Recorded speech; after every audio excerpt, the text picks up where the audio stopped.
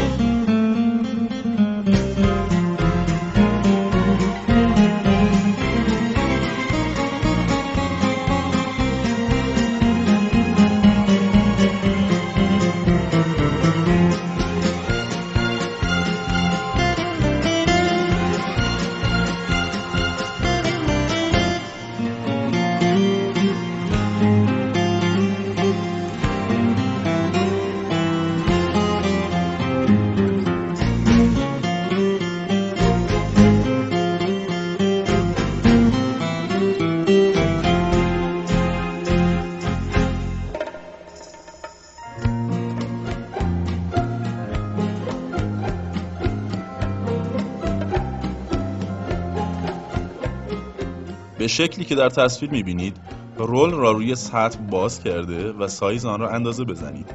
سپس توسط کاتر مقدار مورد نیاز سطح را از رول اصلی برش زده و قسمت اضافی را کنار بگذارید. نیمی از عایق رطوبتی اندازه شده را مجدد رول کنید.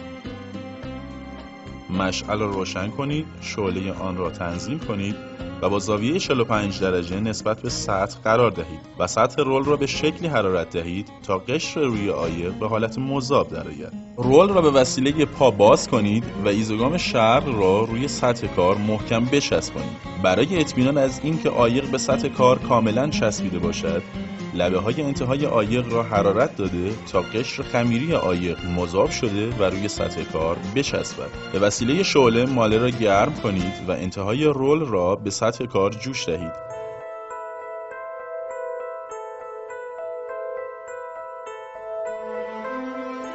سپس قسمت دوم رول را به همین ترتیب بچسبانید.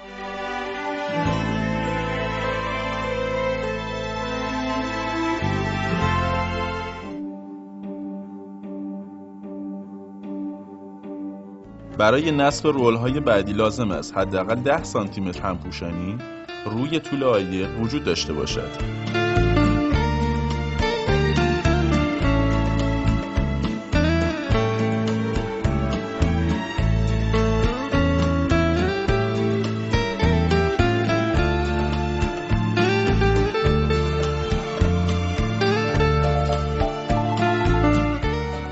محل همپوشانی رول‌ها باید به وسیله ماله گرم شده به دقت جوشکاری شود، به شکلی که سطح بین دو عایق کاملا صاف و یک نواخت گردد.